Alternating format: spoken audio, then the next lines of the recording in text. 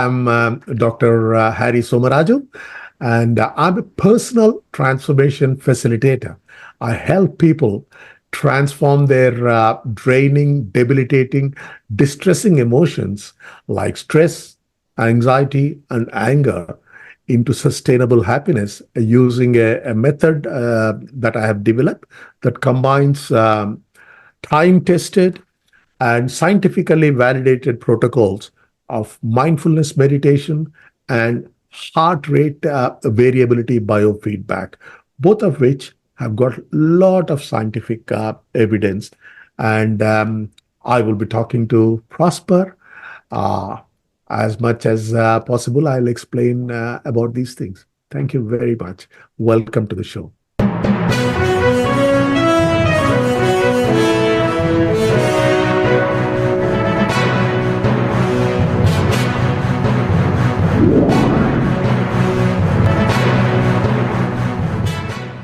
Ladies and gentlemen, welcome to yet another exciting episode of the Online Prosperity Show. I'm your host, Prosper Taruvinga.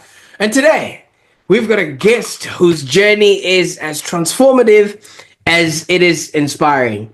Now, Dr. Harry, how are you doing today? I'm doing fantastic, Prosper. Thanks for having me. Yeah, I'm doing Well, very well. Thank you. the pleasure is all mine. I think we're going to be feeling amazing after this episode, right? So, I mean, your book helps people in 60 days. I hope we can be able to do that in 60 minutes. Well, let's try. Fantastic. Now, for those that are watching right now, you might be surprised. What are these guys going on about? I want you to imagine something, all right? I want you to imagine spending over 3 decades in maybe high octane worlds of pharmaceuticals, mortgages, real estate, only to then pivot towards the calm and serene, profound realms of mindfulness and meditation. That is what our guest, Harry just did. And I'm so excited to present to him because now he's helping people transform stress, anxiety, and anger into sustainable happiness. Now, wouldn't that be nice? I mean, what Harry did himself is nothing short of amazing. At 69, he's now become an award-winning author and PhD researcher who's specializing in mindfulness with over 25 years of experience in meditation and heart rate variability biofeedback. Now, Dr. Harry, you're going to have to help me with this. It's HRVB, right? Okay. That's And correct. we're going to be learning all about that today. He's also developed the innovative Hush 60 system, which is a holistic approach integrating meditation and that HRVB to reduce stress and promote long-term happiness. And he's got a book, which I keep alluding to, Anxiety to Ahh-mazing in 60 days. And it not only chronicles his journey, but also offers a structured approach to well-being. There's a lot of information out there about how to be, do, and have a happier existence. But I think Dr. Harry is going to be, ironing out those creases for us today. But here's a fun tidbit. Dr. Somaraju himself has been known to throw a good dead joke here and there. I try, but I think I've met my match today. So, he likes to keep things light.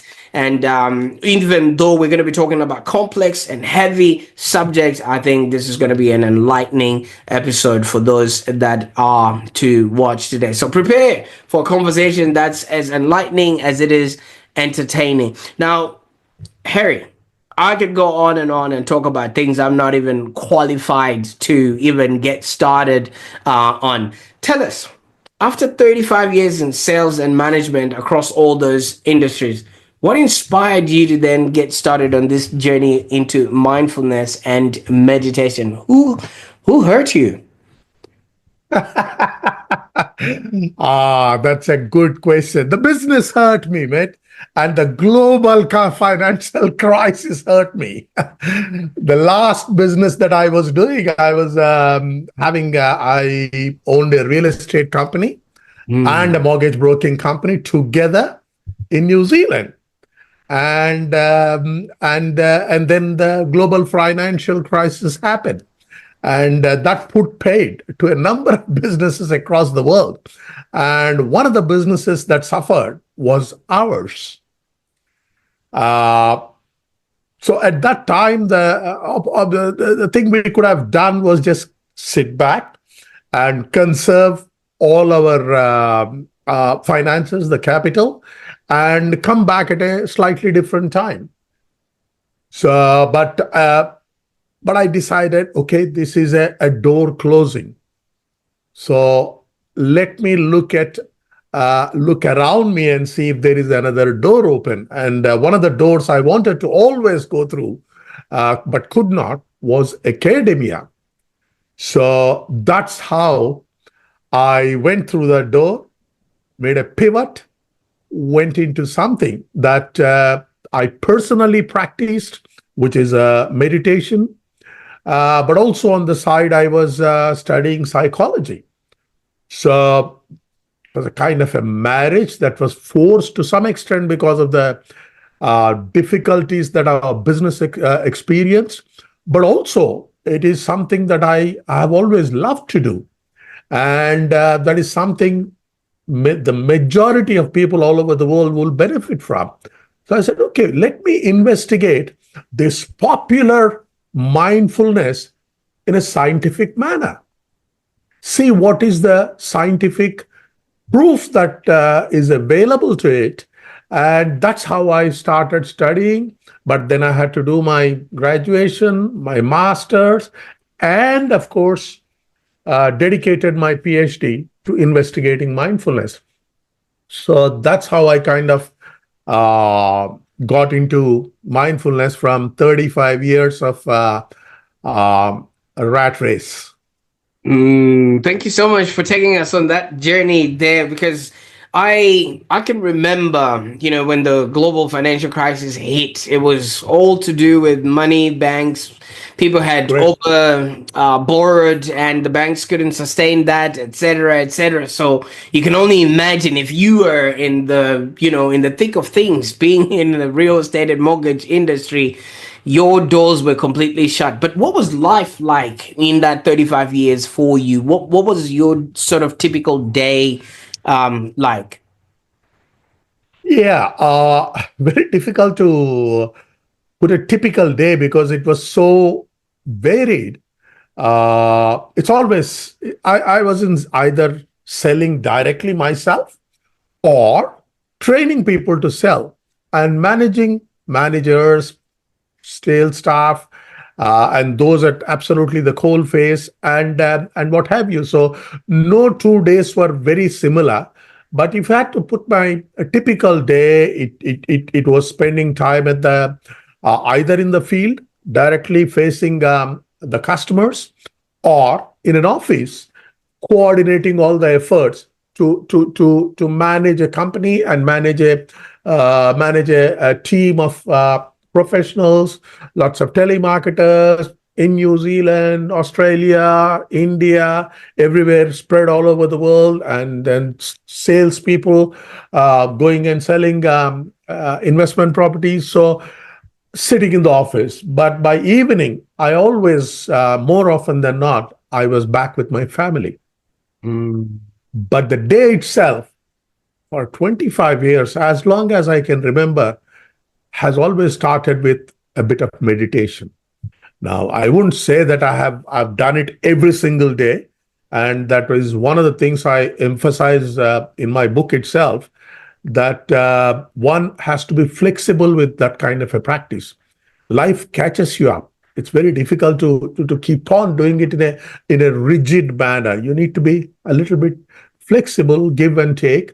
So, but more often than not, I have meditated. My day starts with meditation. Even today, it starts with meditation, 20 minutes, 30 minutes, depending upon the day. and what tasks I have to accomplish after that. So this is more or less a typical day, I would say. Absolutely. And obviously, I mean, you get used to it, but usually some people don't quite realize how stressful it becomes because, the candle is burning from both ends if you're not actually practicing some sort of, self-preservation methods. But you transition from business to the world of academia. These are completely different worlds in and of Yeah, themselves, and it's no right. small feat for anyone who would want to maybe jump into that because you're going to do a PhD. It's not like you just doing like a certificate 3 or certificate 4 and things of that nature. What were some of the challenges that you would have faced during this shift, and how did you overcome them? I would say one way it's a challenge because it's a different mindset altogether in academia, in business, and in my profession. Mostly, I was managing people. I was hardly reporting to anybody. So I was my master. Like I was giving the orders, and there were people who carried it out. So in academia, you are beholden to your principal supervisor and others and all that, and all the time you spend studying, lots of investigation. So there is a change in the mindset. But I would say I was fortunate because although my we had to close the business at one stage, by then I would say I'll still say fortunate. A lot of people say that you're careful, you're clever, and what have you. That's nonsense. I was fortunate to put away enough to support me for the rest of my life, properties and a steady stream of income. I was able to do it. So it was not difficult for me getting into academia, not earning any money. So that was a big thing. So I could focus just on studying. But importantly, for me, it was a labor of love. I loved investigating. I loved mindfulness. I loved protocols that bring peace and calm um, uh, to people. So I absolutely loved it. So I just went along slowly and surely. And as you said, I did it at a very late age. And the other half of my cup is filled up by my family. Two little grandchildren. So if I was not doing, I was not in front of the computer, I was taking care of my grandchildren, spending time with them. So for me, it was more than a challenge. It was something that I wanted to do. I think that stood me uh, in a good way. That so I could go along rather smoothly, I would say. Takes time. It takes You have to put in a lot of effort. That I won't say, but if you love that particular whatever you're doing, then the effort becomes that much more easy. Absolutely, So yeah. that's what happened. Absolutely, because it's something that you said you had wanted to do all this time, and the fact that the doors of real estate sort of closed, this opened up the doors of academia. Sometimes they say life happens not to us but for us, and it's in instances like this that it might ring true. So throughout your research, you didn't just go in there and read the books and got all zen. You actually went on and designed a program in and of itself, Yeah. the hash 60 system. And for those that are listening right now, could you maybe explain to us what that hash 60 entails and how it actually integrates? Is it meditation with that heart rate variability biofeedback? Yep. I'll try and do that. Um See, the primary reason for my investigation of mindfulness in PhD was there is so much hype surrounding mindfulness. It's almost treated like a panacea. People think that it'll cure everything. So I wanted to say, is that true? Is it possible that mindfulness has all these benefits? So that's where I started investigating. And my research, and also I've actually conducted a few studies which spanned all the participants from all over the world. So some of the things that mindfulness claims or people attribute to were supported by my research. But some of the things were refuted, that it doesn't do these things. So that kind of a thing, I was able to, so I could kind of unmask it a little bit and come to an understanding of what truly mindfulness is, what it can and what it doesn't. Now, if you simplify that, mindfulness is simply paying attention to whatever your chosen object is. Generally, they say pay attention to your breath or a particular object or to the present moment. The whole idea of doing that is to calm the mind chatter. Otherwise, the mind is continuously chattering away. So you calm it by focusing on something. That's the simplest explanation of mindfulness, right? So the goal is calming your mind. Now, there is another modality. So in mindfulness, it is working with the mind. It works with the mind, and you calm it, and the rest of the body systems become calm. It's a top-down approach. Now, heart rate variability is slightly less popular, but equally effective, and more importantly, it is a measurable modality. Whatever you are able to do with your mind, you can also do with your heart. Now, if I ask you or anybody, where do you feel anger? Immediately people put their hand on their chest. This is where I feel the anger. Where do you feel love? This is where I feel my love. So people instinctively think that the emotions reside in your heart area. So there is a way you can enter or use the heart to achieve the same objective of calming the mind. Now, that is called heart rate variability. It requires a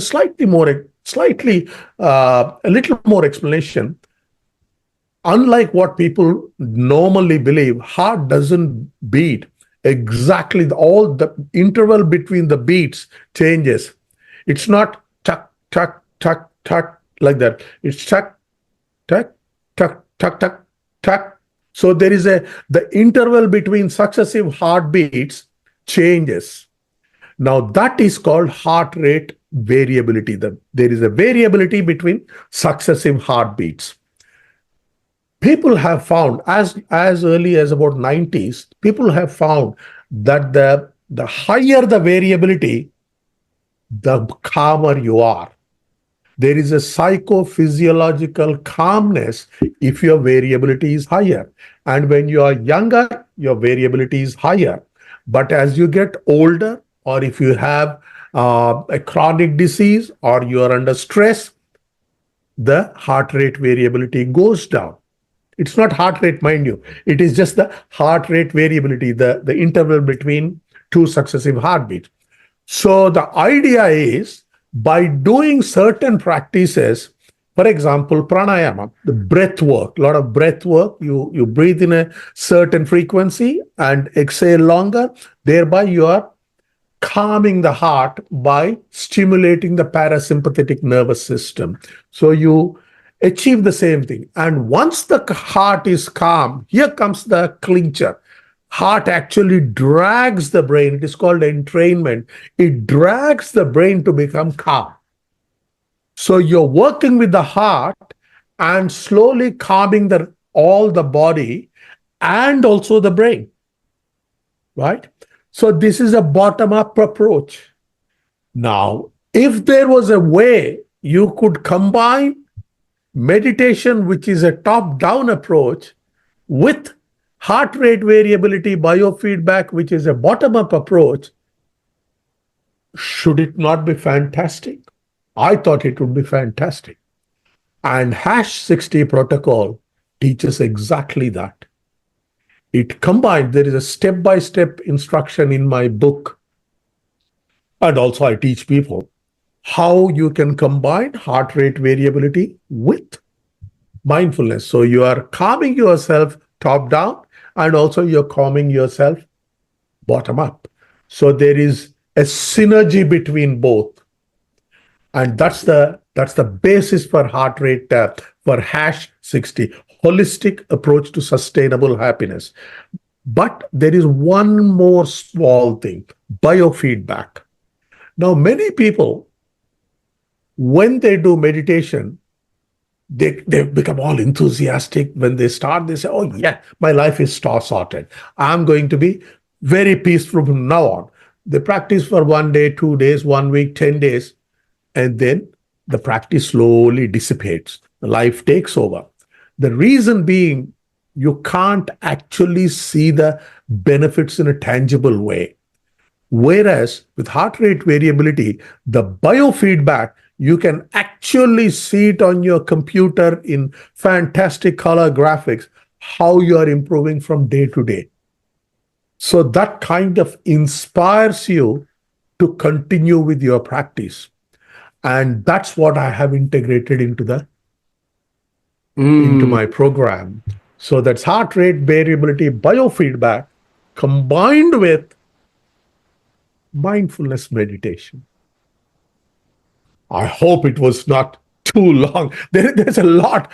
That's a densest chapter in the book, heart rate variability, biofeedback, because it goes on to autonomic nervous system, parasympathetic nervous system, sympathetic nervous system, and what have you.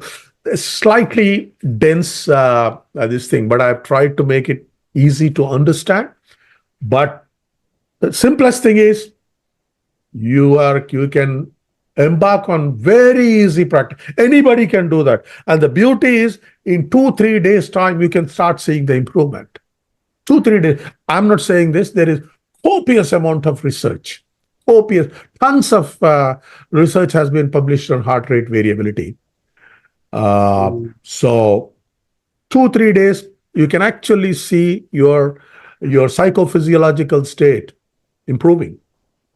absolutely, and thank you so much. I mean, obviously, you would have been the pioneer of this. I've seen other people that have different methodologies. Some tell people to go into ice baths. Some tell people to go in a sauna. Some people tell people to go into nature and things like that. But you're saying this you can do wherever you are and still Wherever you are. have the actual benefits of it all. Yeah, I'm not a pioneer because it's there. It's been out since 1990, heart rate variability. But they both went in parallel lines. Heart rate variability and mindfulness went in parallel lines. The goal is still the same. The goal is how to de-stress yourself, how to bust the debilitating, distressing, draining emotions, how to overcome them, how to manage them. But they never actually met. It's like east and west. The twain shall never meet. That kind of thing. They went in parallel lines. I said, well, how come? They should be combined because the objective is still the same. So I combined it.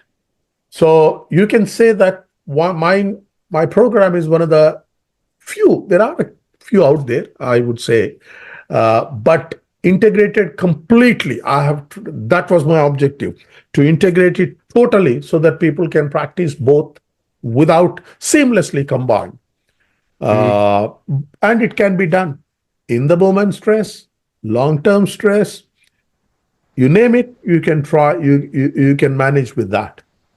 Absolutely. So obviously, like you say, this were going parallel. Are they maybe any recognized figures, or did you have a mentor that would have helped you put this together, or was that just all part of the research that you were doing? Because some of these things you might find, modalities from someone and then combine those ideas. But how did it come to you? Yeah, good question. Very good question. While I was doing my research, I was looking at to see what other options are available. to achieve what mindfulness, because mindfulness, I knew, I started recognizing that there are things that it may not actually do. So that's when I started looking out. That's when I got exposed to heart rate variability biofeedback. So I went and got myself trained. There are a number of applications that are available on the internet and all that. But there is one particular institute which has produced a lot of research. Heart Math Institute. It is in America, in Boulder, Colorado.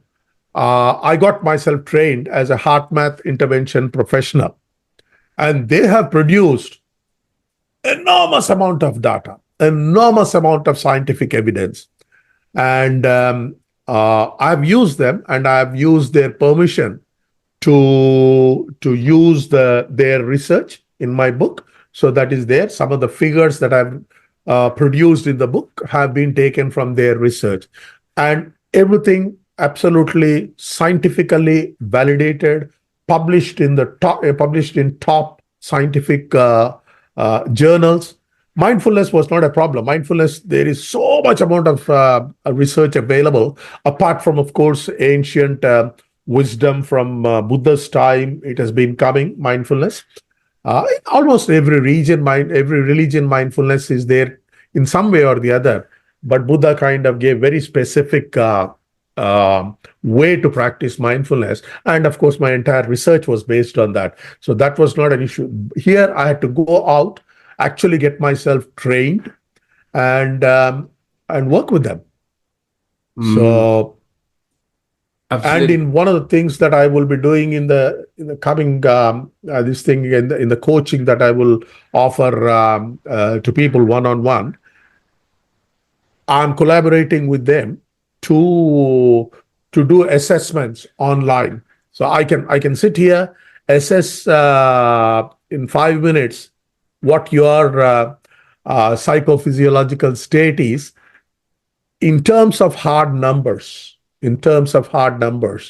and then you do your practice 30 days, 60 days, whatever it is, and see if there was an improvement.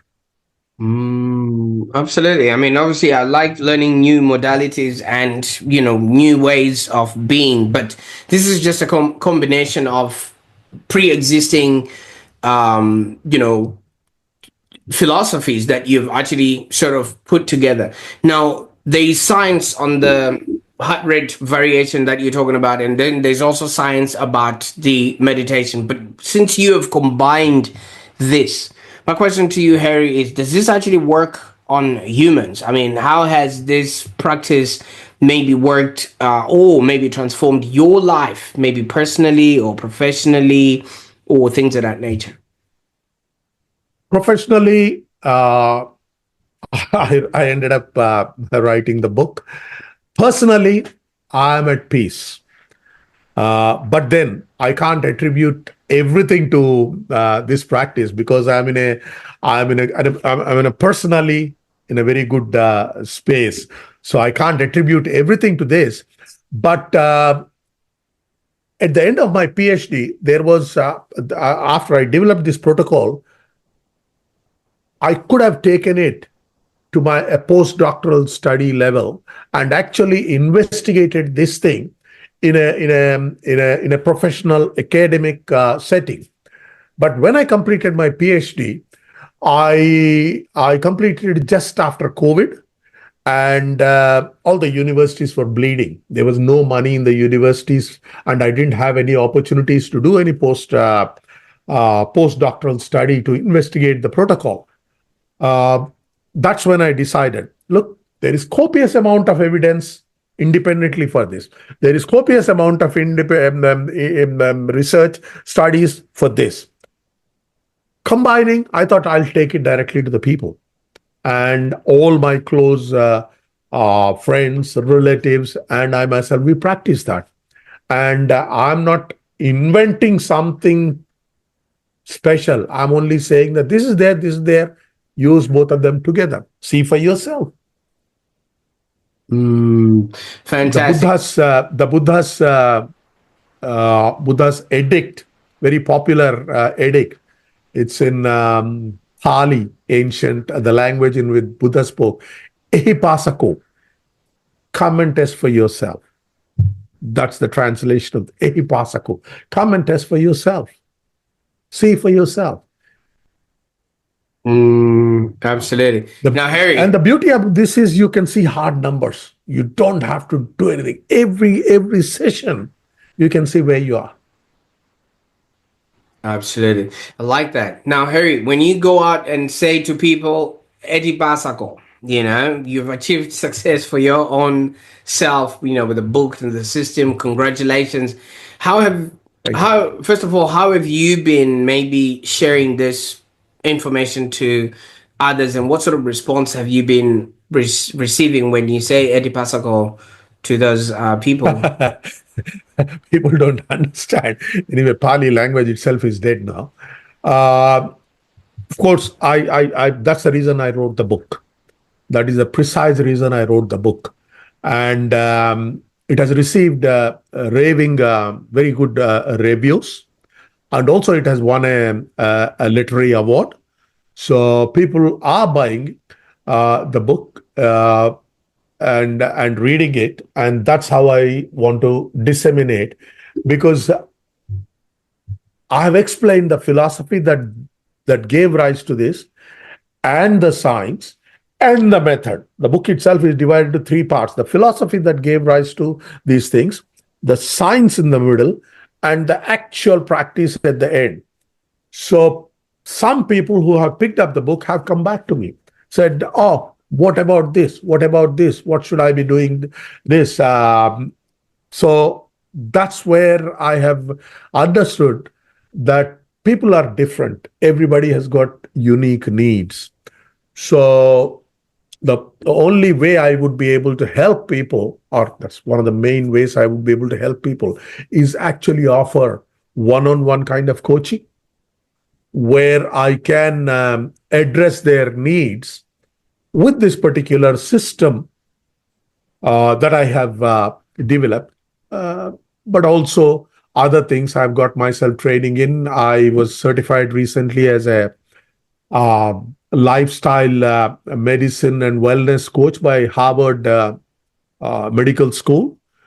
And two things that are not in the book, I have learned a lot about them, about the importance of nutrition and sleep, which also I would be offering as a part of my coaching program.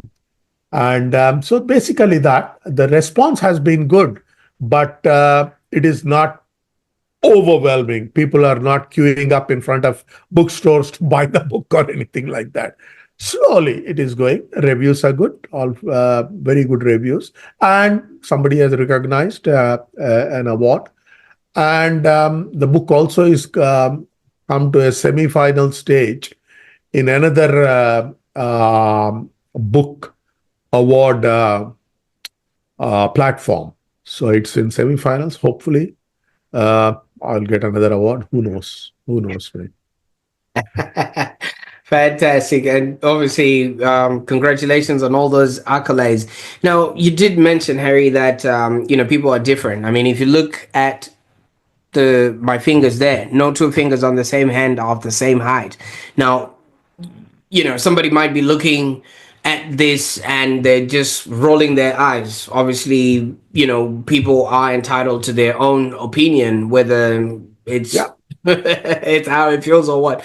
But somebody might be saying, Harry, you don't know my life. I've got kids. I gotta go to work. I've gotta drive them to soccer practice, come back, deal with my mother-in-law, and then I have to go shopping, and then I've got to go to work, and then it just is a never-ending cycle. How do you maybe suppose somebody can integrate these principles of mindfulness and maybe that HRVB into one's daily routine? Is there any practical tips that you can maybe offer our listeners to do the same?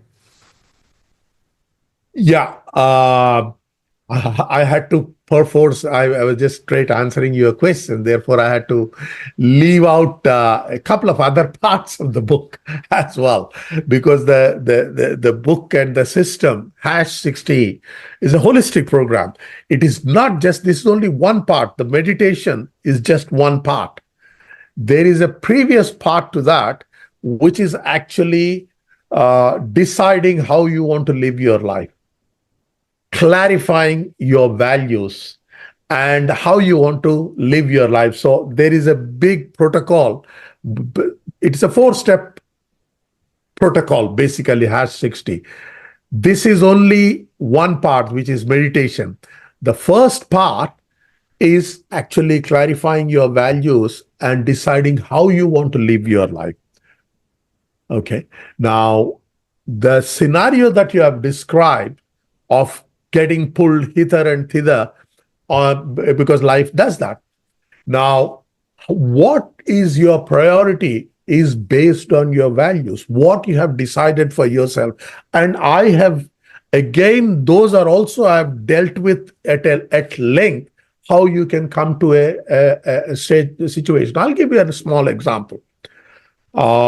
Let's say because I've now written a book or something, somebody says, "Oh, Harry, can you please come and address this particular meeting? We have got all these community members who will benefit by from your wisdom.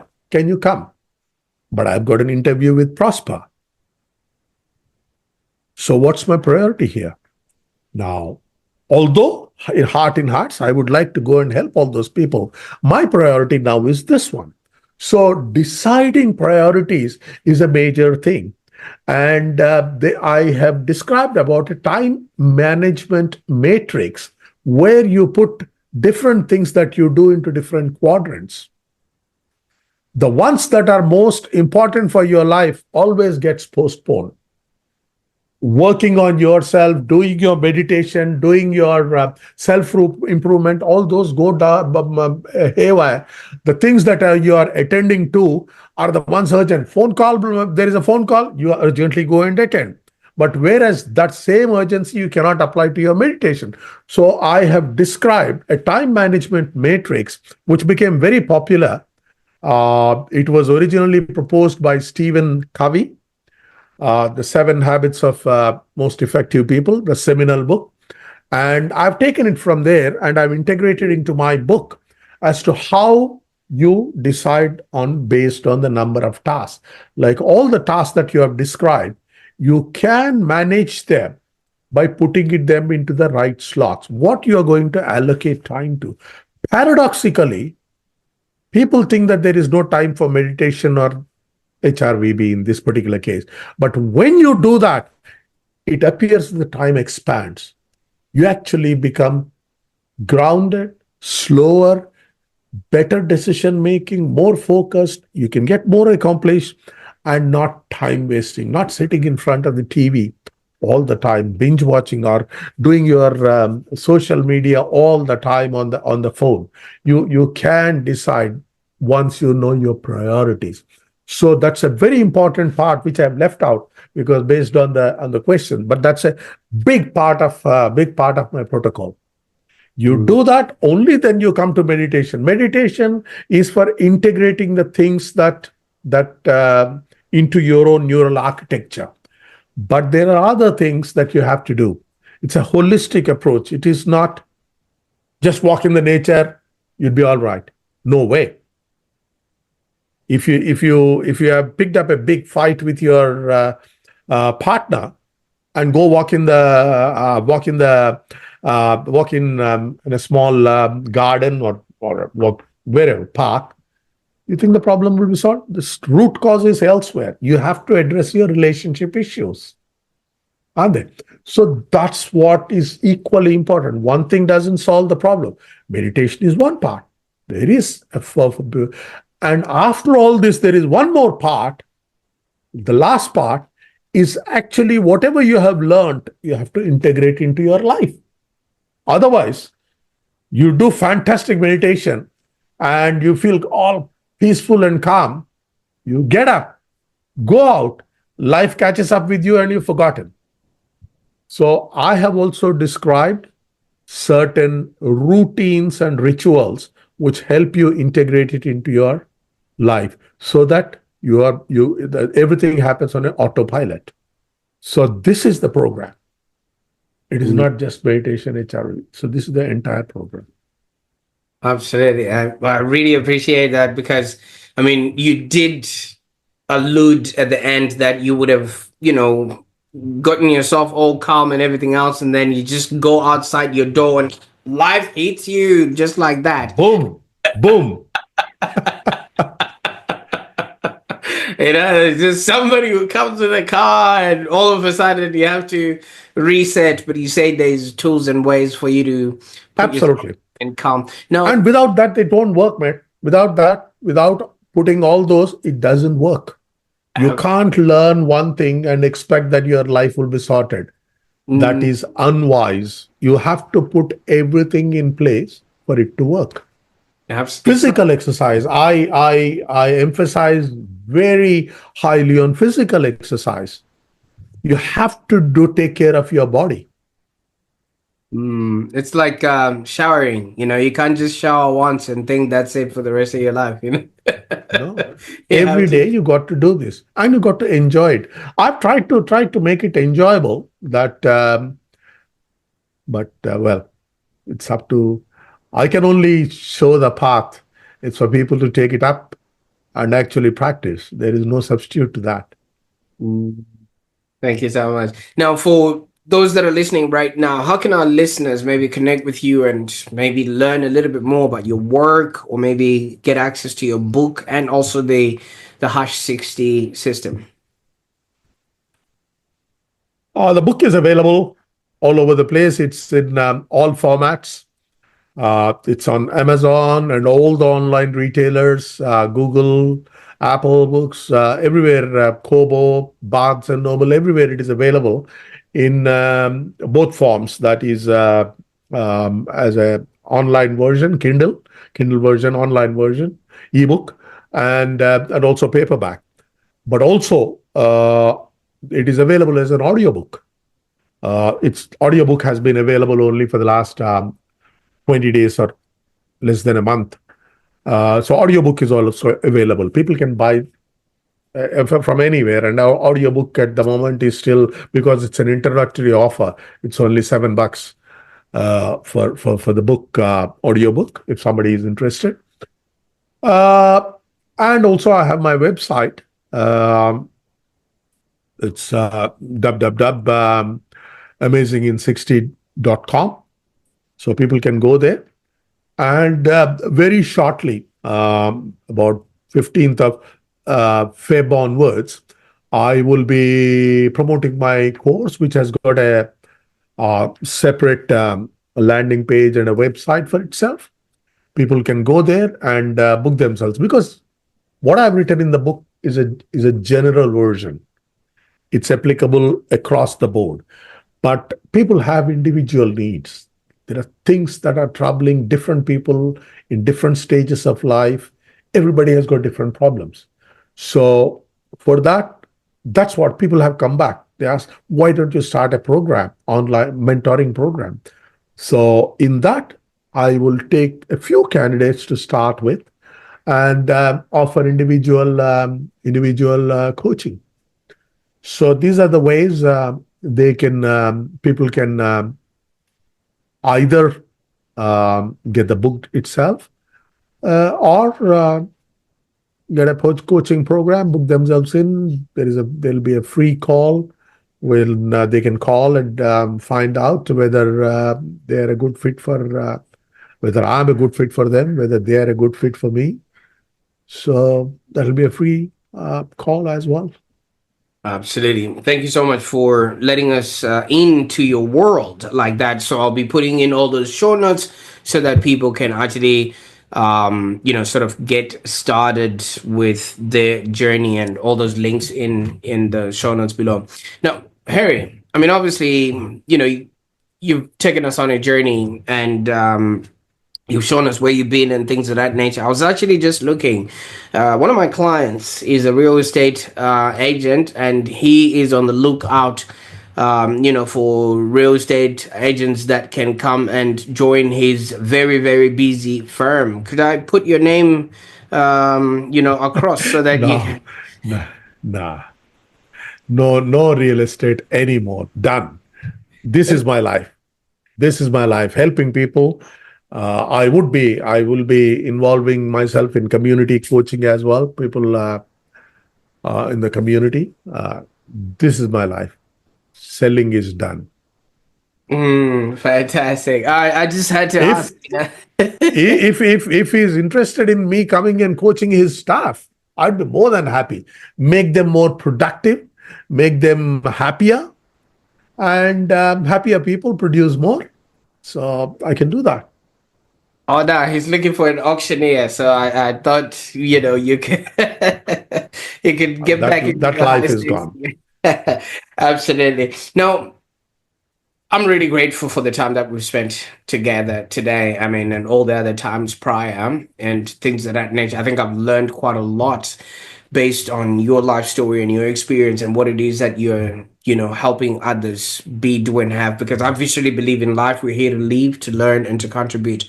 And you've done the learning and you've done the leaving. Now you're just sending the elevator down to help others be, do, and have a happier existence. But there's always that one person who thinks, oh, my situation is different and things of that nature. I know you've opened up doors for people to come and experience it for themselves. What was that again? Eddie Pasuko. Um, Ehi pasako, ehi Eddie pasako. Pascal. Eddie Pascal. Now, for somebody who's just listening right now and they're really experiencing stress and anxiety, they're having sleepless nights, and they don't even know where to start. Kids are maybe at an age where it's just whether they're young or old, they're just tearing them in all different directions. What sort of immediate steps would you recommend that they take? In order just start creating that calm within themselves and start having that amazing from anxiety, that they're experiencing right now. Okay.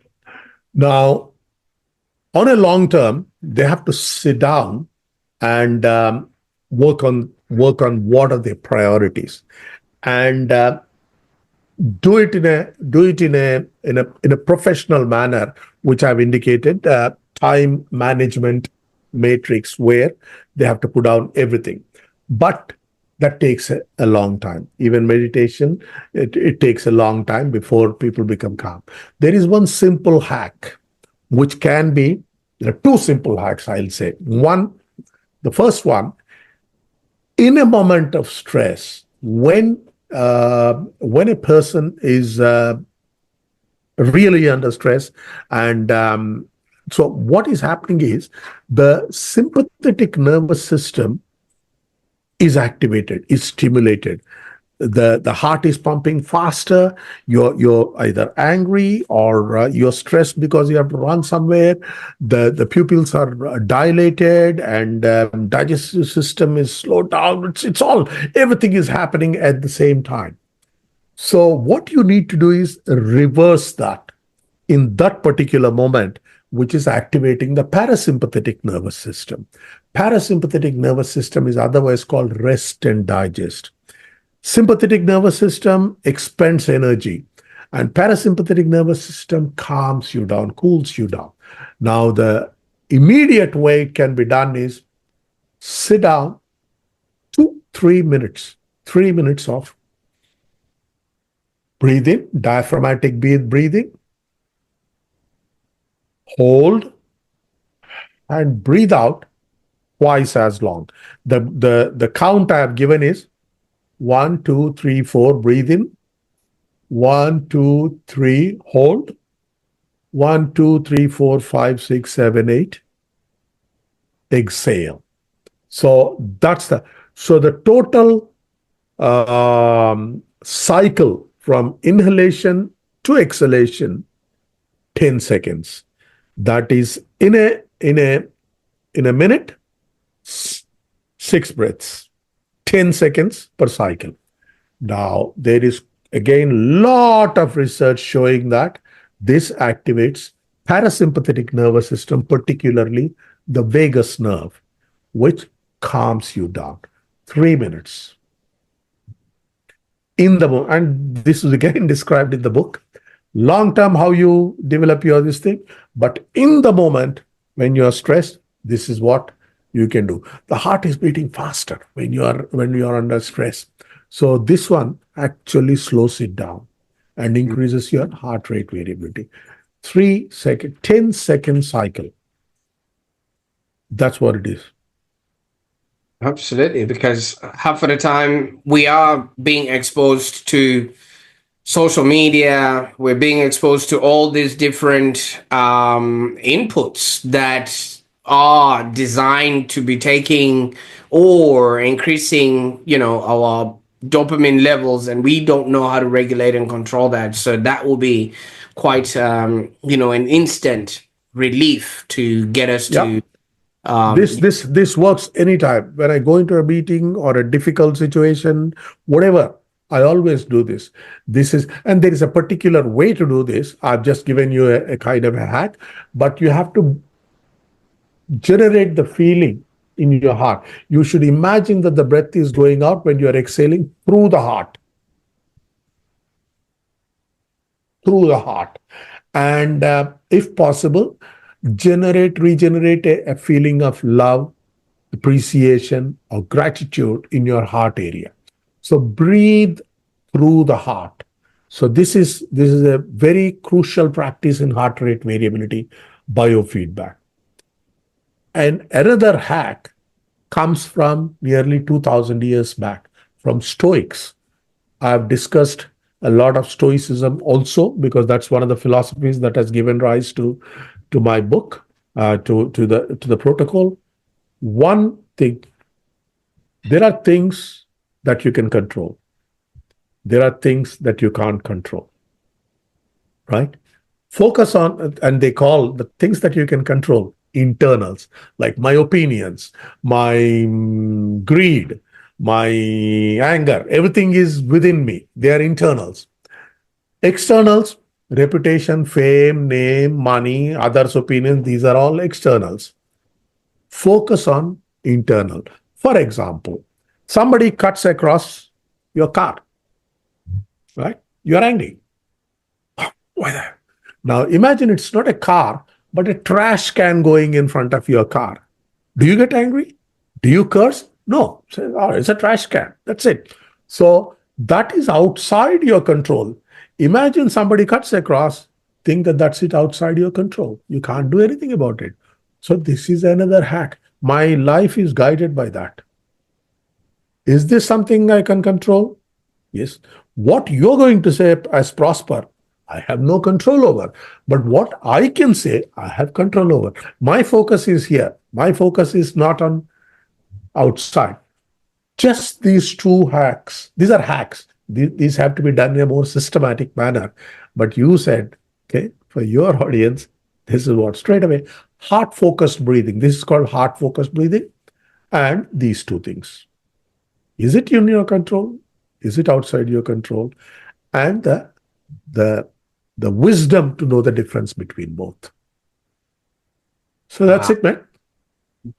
That is interesting because so many of us measure in things that we have no control over, and Absolutely. it's probably something that is happening to another person, and we feel like we need to involve ourselves in things of that nature. So thank you so much, Harry, for Welcome. sharing your profound journey, obviously, and your insights with us today. Your life story and your experience and what you've brought us today has so much profound, help to those that were finding something that actually works for them. What you've brought, from my understanding, is years of wisdom that's backed with science. What could go wrong? You know what I mean? So thank you so much. And I think in the 60 Thank you. minutes that we spent together, we've gone from anxiety to amazing. Thanks for the time you have spent with me. And Ask me to speak about this. I'll speak the entire day. I'm so passionate, and I love all these things that if something things that can help people. That's contribute. You showed me three fingers, didn't you? Learning and something else and Live, contribution. learn, That's and where I am. contribute. Yeah. I'm in the stage of contributing. Absolutely. Now, for those that are watching right now, thank you so much. And I viscerally believe that you've gained a thing or two from Dr. Harry's journey and insights. And if you found value in this conversation, which I'm sure you did, please consider re-watching it, because sometimes when you hear something for the very first time, it just goes over you. But when you're sitting back now and you now understand what is being asked of you, you will be definitely taking some few nuggets with you. But if you got everything you needed from this, why don't you share this with somebody who is going through stress, anxiety, and anger? And that's pretty much 99% of the population. So somebody is bound to find what we spoke about here, beneficial to them. And while you're at it, don't forget to subscribe to the Online Prosperity Show for more insightful content like this. And I'm going to be putting all the links in the show notes here, so that you can connect with Dr. Harry himself, so that you too can go from anxiety to amazing. Remember, transformation begins with just a single step. Let this episode be that step towards your own amazing journey. In the meantime, enjoy your day. Bye for now.